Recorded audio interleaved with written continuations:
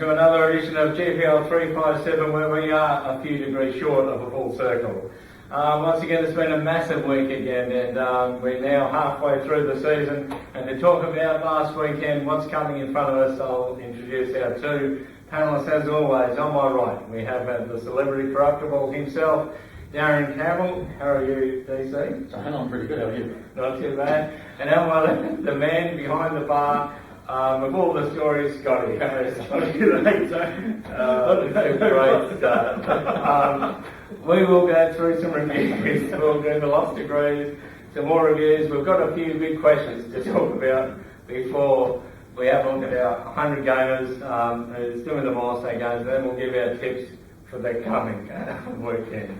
So can I just say, I think we lost a legend this week in Lou Richards.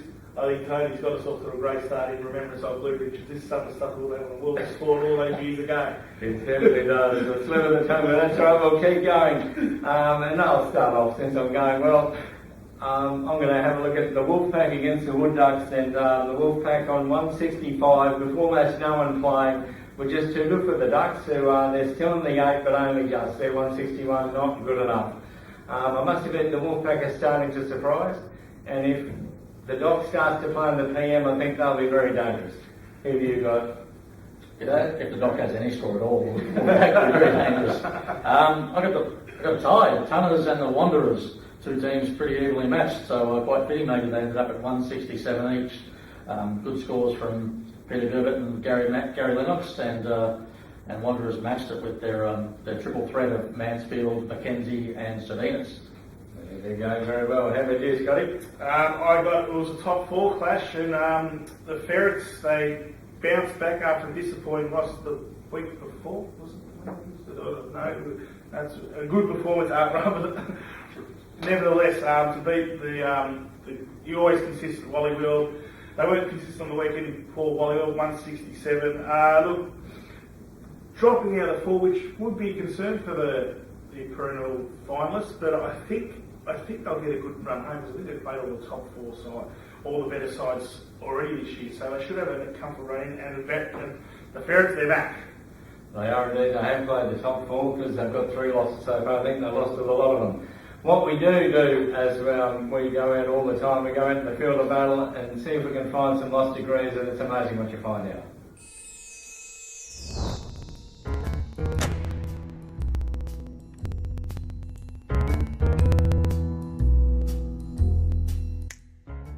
Here we have Matt McCarthy, the Wood Ducks. Mate, it's cold, it's wet, it's hard conditions out here for a duck. How are you travelling? Yep, conditions are tough, mate. Conditions are tough, but you know, the Wood Ducks, it's like water off a duck's back out here. This should be your weather. That being said, not scoring that well, but hanging in there. So I'm not sure how the other boys are going, but I'm confident we'll come up with a win today. I think hanging in there is what it's all about today. Keep going, mate. You've got Tom Foley, the Sewer Rats. It's cold, it's wet. It's not like this when you're playing darts, mate. This is my domain, don't worry. I flourish in the rain. You flourish in the rain, you're going all right? All right, mate, yeah. One it's up. Tough, 1-up's very good, very good fun, though. It's been good fun. Dave's been playing well. Good to see. Lovely. Dave, you turning it on, big fella? No, this guy's a star. I don't know, I heard you're one up as well. No, stop filming me, Chris. No, come on. Oh, no, I'm done. Give me I'm something. hungover, I need my lemonade, just give me a break. Lemonade, is that the secret? I don't know what, I need a secret. You tell me what the secret is. Well, I reckon lemonade might be. I hope it is. Yeah, me too.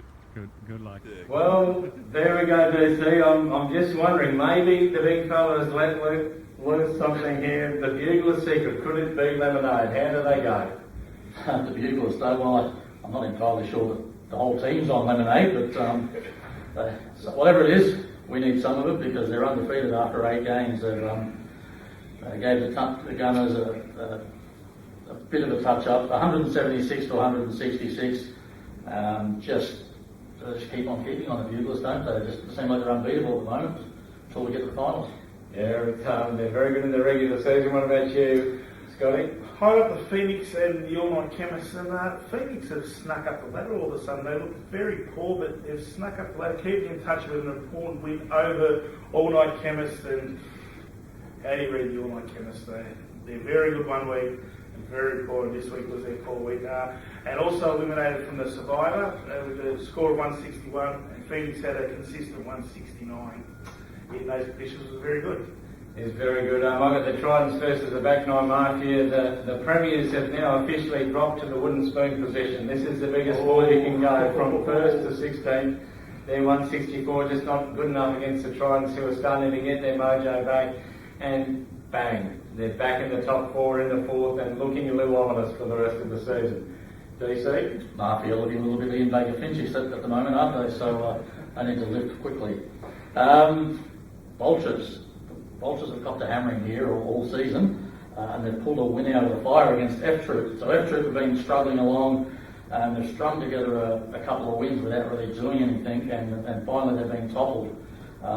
Vultures, Billy Adams, who brings that premiership credential to the team, and Emilio Bassi fired for them to get up by 2 points against F Troop, which is it may be a loss that hurts F Troop coming into the season. It will hurt their jumper order, which is coming next week, and they need the jumpers for July. Scotty, who have you got, mate? I've got Surats and Darren's mob, the Corruptibles. Yep, hard to believe they're bad. Still in touch, but they were looking pretty good, but they've just hit a bit of a roadblock. Look, that double weekend was very important and crucial for some teams. It's cost teams big positions on the ladder, and it's actually helped other teams out. Surats, well, they're on fire. They're probably the form team in the comp at the moment with a 173 to 158 win. Looking good for Surats, finally. They are going very well. Well, guys, a big question. We're halfway through the season. If you can just put your eyes to the premiership table, and the questions I have for you is who's in the 8 that will miss out, and who is out of the 8 that will replace them in the next 7 weeks, and might give a little survivor tip as well. What do you reckon, DC? Okay, well, unlike the AFL where things don't change a lot after about round 8 in the season, I've gone for some sweeping changes from the bottom half of the 8. Wanderers, Chemists and Wood Ducks sitting at 6, 7, 8 at the moment to fall out of contention, and Wolfpack, Tunners and of course Corruptibles to take their positions in the 8 come finals time. Sorry, Corruptibles. I thought you said Corruptibles. Yeah, you know, we had our meeting on Saturday evening after our loss. It was a bit of a leading teams moment, and expect us to bounce back this week and the weeks to Who's the team that was asked to lift? Pretty much everybody that was breathing. I'm surprised they're breathing. How did you, Scotty? Look, I thought the Gunners were playing pretty well this year, and I'm actually surprised they're out of the 8 at the moment, so I reckon they'll jump back in. And the team that actually has surprised me, the Wanderers. I think that would be the only 2 I can think of coming in. Look, if the Tunners can get their act together, like this, looking at the Tunners score, they're the 7th highest scoring team of the year, but they've just been unlucky probably playing teams who have a day out when they play them. So, and it was a crucial 2 weeks ago when they lost both matches. The Tunners, if they can get on the roll, can come in, but I dare say, I reckon the Gunners will come in for the Wanderers. Yeah, well, I'm picking one change. The all-night Chemist that I jumped on the bandwagon early, well, I have jumped right off. They just don't shoot up. These guys, the Friday night bars are obviously too hard for them. And the Wolfpack is my surprise mover. I do think that as they get close to finals, they'll get excited. They'll start turning up. Penance over. And I wouldn't be surprised if the Wolfpack now become a force to be reckoned with over the next 7 weeks of the season. The Survivor, in saying that, the Wolfpack are still in the Survivor, which is great, but I don't think they'll be that good. The thing I like about the Survivor, I think the Ferrets, they have shown since the middle of last year that they are now up and about, and I wouldn't be surprised at all to see the Ferrets go all the way in the Team Survivor. Yeah, I'm going a little bit of smoky on the Survivor, and it's a team that I think has been pretty lucky so far not to be eliminated maybe 3 times. I'm going F Troop, and even saying it, I'm not really sure why I'm saying it. I'm sure Scotty's not going to say F Troop for Survivor, but somehow I think, and it's going to be a dismal season for them, they still may pull a win out of the 3 comps. That was you did pick the back on Mafia, so we should be listening. What about you, Scotty? It's tough. Look, the Buglers, you have to say, odds-on favourites to win this because of their scores, but they're probably the only team that haven't had a poor performance yet. So you've got to factor that into when you're selecting. I reckon it's tough. Surats. Surats, well there we go. We've got a few milestone games this week. In 100 games we've got Corey Mansell of the Wanderers, magnificent, beautiful swing he's got, 2004-12, all the Latrobe he was. Matt Sellers, our mate from the Wood Ducks, captain of the Wood Ducks, pennant captain, all the Latrobe in 2015, but he was a member way back in 2009, came in for the Buglers at the end, was a member of their premiership team, and also backed it up the next year with the Wood Ducks in the knockout. So well done, Matty. Peter Potter as well for the Wolfpack. He's playing his 100, and he has been magnificent, playing left-handed throughout the entire 100 games. Good on you, Pete. Your time. It's not so easy to do. No, not certainly if you're right-handed. So, Pete, I'm sure your time will come. And finally, a big 150-game milestone for Phil Barry of your team, the Corruptibles. He's been a standout player. He was in the 2010 breakthrough premiership win.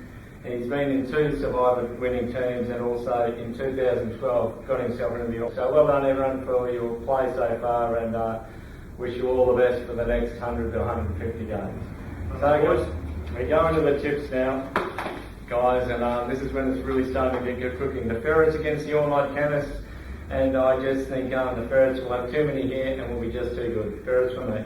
Yeah, Ferrets comfortably in this one. I think, 7-1 to start the season. I think they'll just keep on grinding out wins. Yes, I heard there's an important player when you play all-night chemists. It's actually D. Madigan. That could change whether I select him or not, because apparently every time he plays, they win for the all-night chemists. But You can't have been playing too much recently. no, that's true. I think they went alright the double weekend. But anyway, look, it's as much as to say that the Ferrets have been very good, as Tony said before, been very good since halfway through last year, and I can't see that stopping this week. Wally World against the Corruptibles. Sorry, DC. As much as I think you guys can produce something, Wally World just seemed to be too consistent for my going. Yeah, not the team that you want to be coming up against after you've had 3 losses in a row, but as you did call them flat track bullies earlier in the show, unfortunately we're not exactly a top team that can take care of them, but we've got to stick fat, and I think, I say this every week, and eventually I'm going to be right, I think we can get up with a win. Scotty? Wally will. Phoenix versus the Buglers. The Phoenix starting to show a bit. It was a great win last week against the Buglers. Just it's hard to tip against them actually. They just seem to do it every week. So the Buglers for mine. But it wouldn't surprise me if the Phoenix scores an upset. Yeah, they I don't know, Buglers. We have to keep picking them, don't we? Yeah, you can't fault their winning combination. Buglers for me.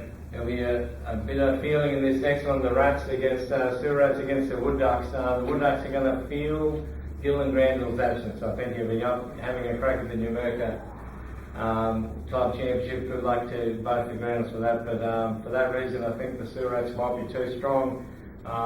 But the Ducks really need to do something. But I think the Rats in a close one. Oh, they do, and with their captain's 21st the night before, I don't think that's going to help him too much. So he may need to keep away from the captain of the Rats, who might be out to sort of sabotage his play the next day.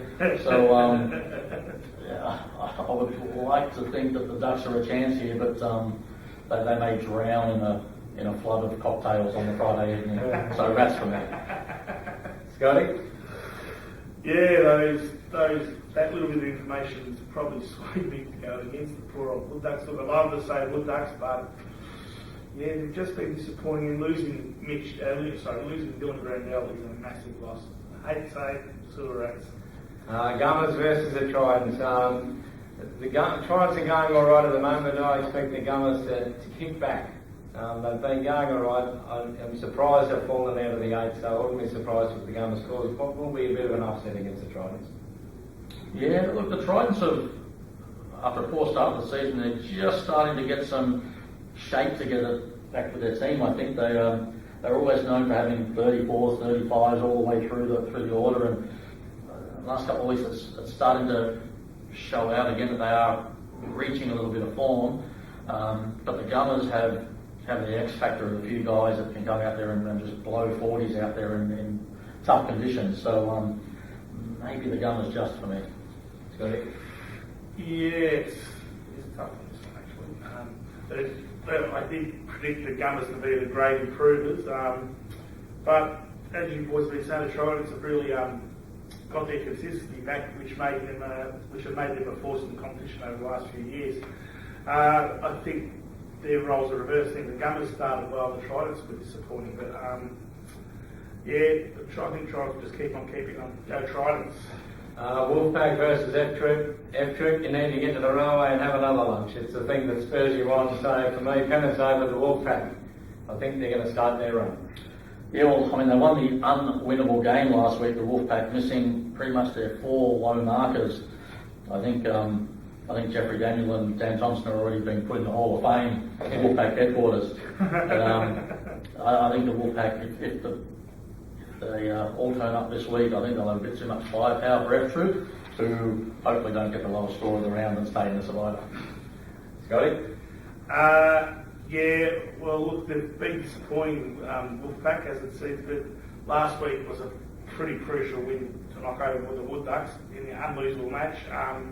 And with Penrith coming along, they're close enough now to make the finals now. Yeah, I think Wolfpack for me. Back on Mafia versus the Wanderers. The Mafia in a world of pain. I think the Wanderers arm easily. I think this will be a bit of a slaughtering. Yeah, that's a big turnaround, isn't it, for the Mafia? Look, they're going to look at it and say, well, we're 3 games out of the 8 at the moment. If we go on a bit of a run like they did Footscray like at the end of last season, but it has to start on Saturday. If they don't beat the Wanderers, pretty much they'll be 4 games out and toast for the season. So I did say I wouldn't pick them again for the rest of the season, but I'm flipping.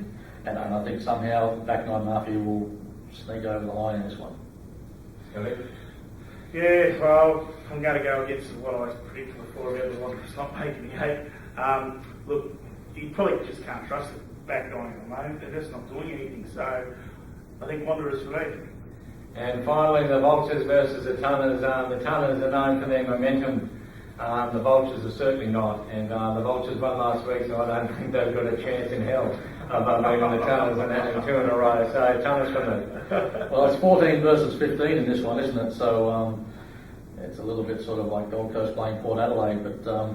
But yeah, I think the Tunners, you look at their scores week in, week out, they're just a little bit higher, and I think, as Scotty said earlier, I think they have come up against a couple of teams that just were hot on the day.